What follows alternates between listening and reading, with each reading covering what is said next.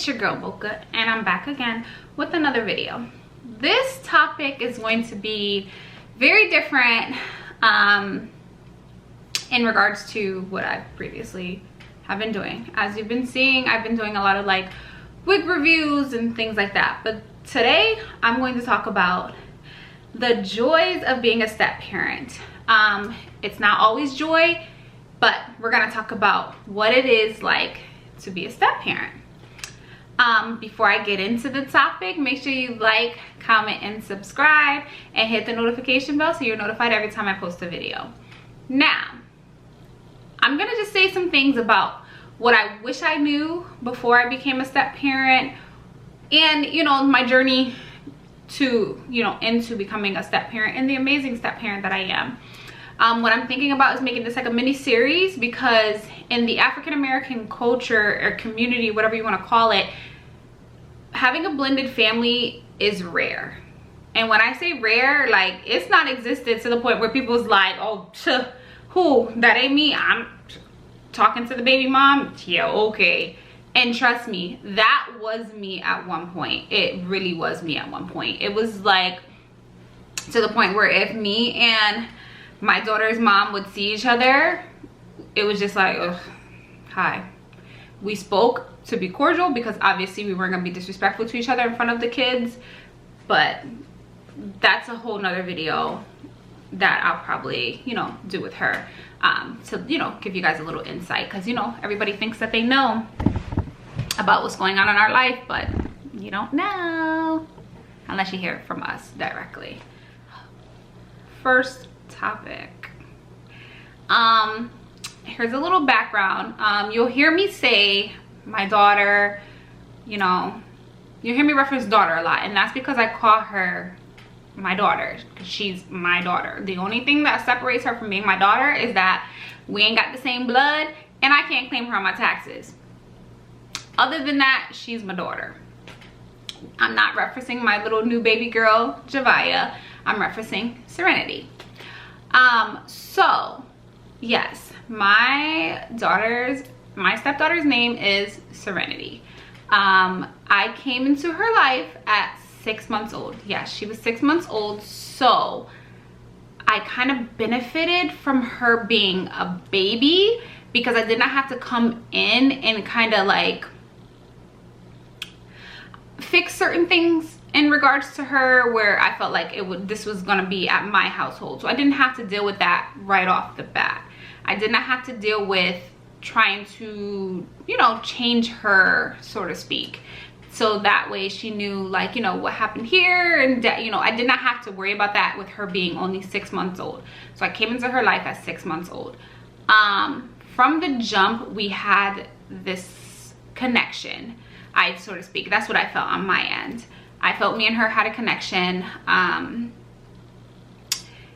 we just kind of like bonded. Now, I've always babysat my cousins, and I'm a very mothering type of person, so this wasn't new to me. I already had taken care of my nephew previous, so I've had experience with kids. Now, when she came into my life, I was only 20 years old. Yeah, I was only 20 years old when she came to my life. I was going to be 21 soon, but I was only 20 years old. And as a 20-year-old dating a man with kids, that's different. I had to split my time with him. I only seen him Tuesdays and Thursdays, and no, I'm sorry, I seen him Mondays, Wednesdays, and Fridays every other weekend. So that was an adjustment as a 20-year-old, because when you get your little boo, you want to see your boo all the time, spend time. But in my case, mine's had a child, so that was a big adjustment for me. Dating a man with kids is a big adjustment, because you have to realize that you do not come first, their kid comes first. And once you understand that, your relationship will go really far. Because what I've seen is a lot of women that start dating someone with kids, they don't understand, like, hey, my kid has basketball practice, hey, my kid has this, so I have to go do this for my kid. And it's like, I might have to cancel on you because now my kid is sick, so now I have to jump in and take care of it because their mother's at work. Like, a lot of women don't understand that when they're dating someone with kids. They just be like, ooh, daddy fine. And that's all they see. They don't see that he has other responsibilities and not just you. Whining and dining you is not of, you know, of importance to him because he has kids to take care of. So I had to tap into that mindset of, okay, I come second when it comes to his daughter. And being a 20-year-old, that was really hard to fully understand.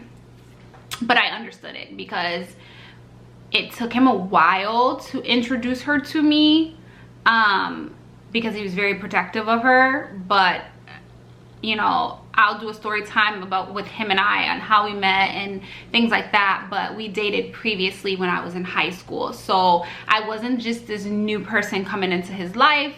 Me and him dated previously, so we kind of got back together, but that's like another video. So the biggest struggle being 20 years old and being a step parent was having to share her. I think that was my biggest struggle because I wanted to see her all the time because I was forming this bond with her. Now, fast forward, I end up pregnant and we have our first kid at 21. I was 21, he was 22. We have our first son, Juwan. And now, not only am I a step parent, I am now a mother to my own kid. So now, what a lot of people do is they take a step back from their step kid and put their kid first. But no, these kids are equal because I'm in it for the long haul now, because I now have a kid by this man and his. So now both of these kids have to come together. Now, in the beginning, I did not look at her as my stepchild because I was just dating him. But I knew him having a kid, I'd have to play some type of role in her life if I seen something with him in the long haul. So I don't want it to get as confused like I just started dating him and I just knew right away, oh, I'm the stepmom. No, that wasn't it. It took a lot of growth in me to realize that, okay, this man has a child. I'm going to have to play a role in this kid's life going forward. So it took me to see how serious our relationship was going for me to fully be active. So I was kind of like 60% in the beginning, and then when I seen our relationship progressing and then bam, I'm pregnant, it's like, ooh, yeah, now I'm 100% in because now I'm bringing a kid into this world. So now I want my child to be treated the way that I would be treating her if me and him was to not work out and he was to go get into another relationship with somebody else. So now I'm 100% vested into this little girl. Now, a lot of things that people don't tell you about being a step parent is they show you the glitz and the glams and, you know, just having another bonus child, but it's hard. Being a step parent is hard. It's not all glitz and glams, and it's like, you know how they say, oh, you know what you signed up for getting with a man with kids? No, I didn't know what I signed up for. I didn't. And I'm not going to sugarcoat it. I did not have the best examples of relationships growing up. Only relationships that, you know, really stuck out to me was my uncle and my aunts. They were together for a long time, high school sweethearts, or I think childhood sweethearts, to be honest with you. And then my grandmother and my grandfathers. Like, those were the two examples of relationships that I had that can show me, you know, what to look for. Mind you, my grandfather, he's not my, maternal grandfather. He married my grandmother and she came with 4 kids. Yeah, she came with 4 kids. 4. Grandma came with 4 kids into the marriage with grandpa. And you can't tell me that that's not my grandfather. You can't tell my mom that that's not her blood dad, because, you know, that's who she knew. Her dad was in Barbados or whatever have you. So that, a step parent example for me was my grandfather. So watching how he treated us, like he treated us no different than he treated his kids. So that helped me understand it. And if I had a question, I'll ask grandpa, you know. It's different, you know. And the issue is that I feel like the society makes it seem like you cannot function if you're, is function the right word I want to use? No, like society makes step parenting very hard. Yeah, it makes it very hard, because if I'm posting, great example, if I'm posting pictures of my three kids that I birthed, and let's say I have no pictures of Serenity on my social media, society's already like, oh, she don't like her stepdaughter, why she don't post her stepdaughter? She posts her kids more than her. Guys, you guys have to realize that I have my own kids. I love these kids the same.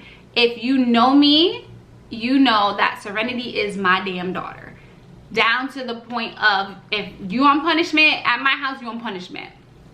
That's just what it is. She's my child. So just because I don't post her all the time doesn't mean I love her any less. Just because I post one kid more than the other doesn't mean I love that kid any less. But like I said, society looking in on my Instagram and my social media is gonna be like, oh, she, you know, she don't love her stepdaughter because she's not posting her. Back. That's what I say to those people that say that. Like, I don't care what people think, but I'm just saying that's what they can take. I'm not posting something just for others to be like, oh, she love her kids. Yeah, I do love my kids, and I love my bonus daughter just the same.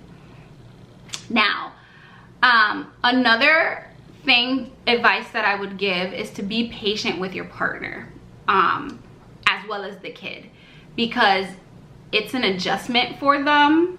Like I said, I looked up with her being, us coming together at her being such a young age. So she was very used to me, so to speak. But now as she gets older, we're dealing with now where I have to deal with boundaries. And that's something that we're kind of gonna deal with together as a family, with myself, my husband, and his daughter's mom. We're gonna have to figure out what my boundaries are, because I'm starting to feel that like I'm left out of important things, such as her school. But in the stepmom's defense, it's like, well, when she's at my house, she does homework. So why, when it comes to school conversations, I'm left out of those conversations?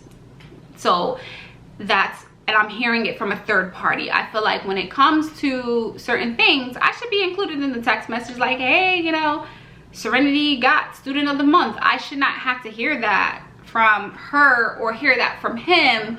I feel like I should be included in that excitement because I'm invested in this child as well.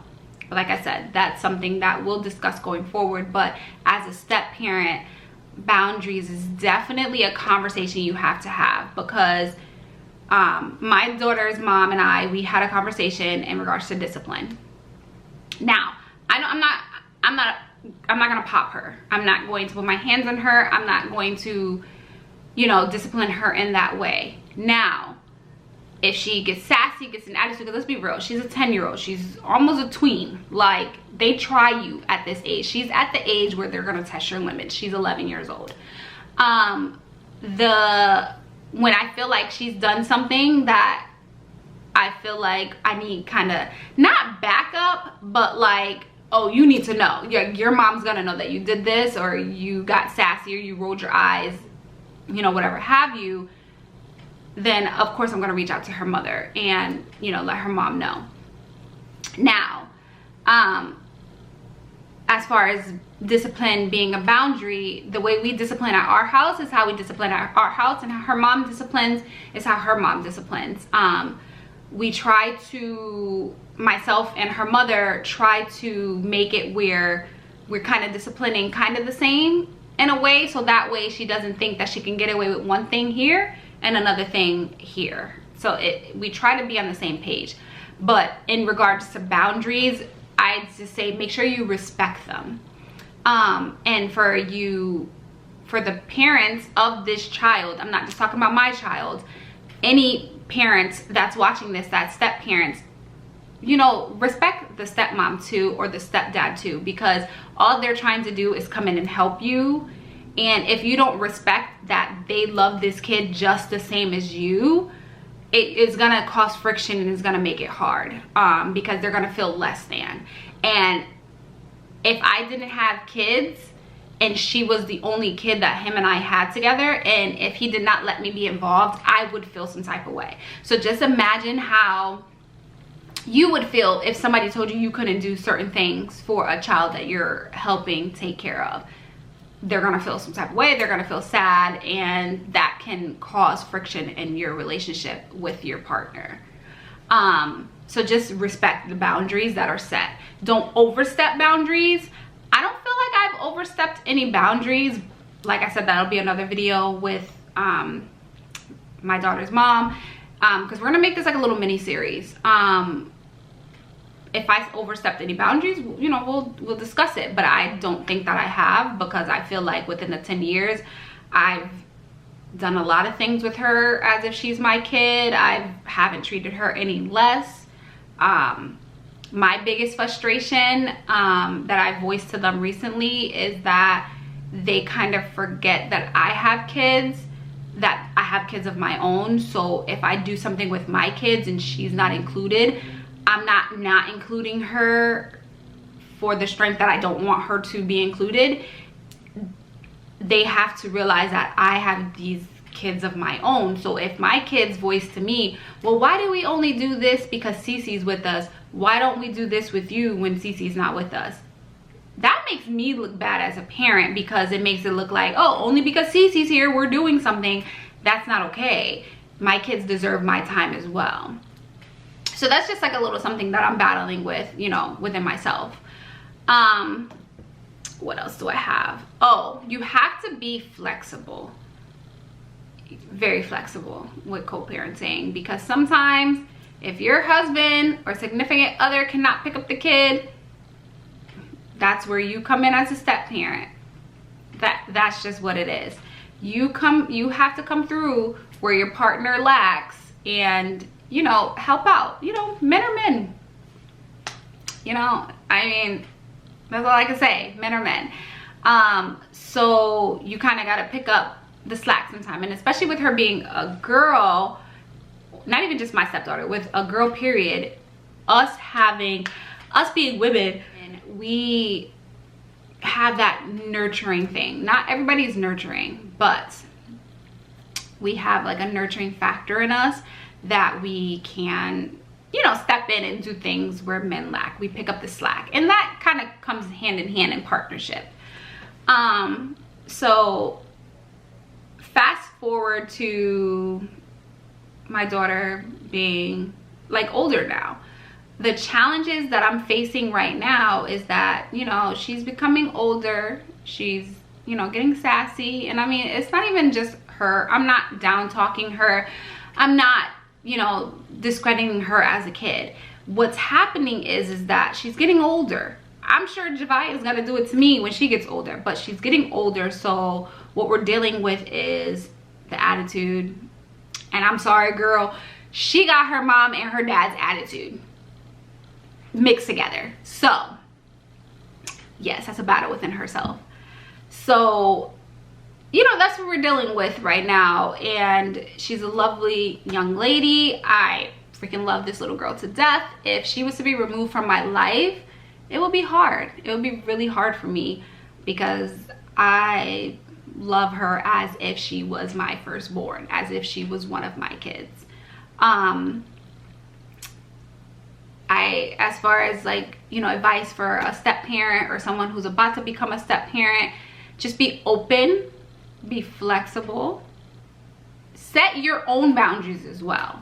That's a big thing. Set your own boundaries, because you don't want to be the step parent slash maid, or the step parent slash nanny, because you're not watching this kid. You're not the babysitter, you're not the taxi, you're not the additional person. You're here to help and to make everything flow easier, as well as you're there to provide extra love for this kid.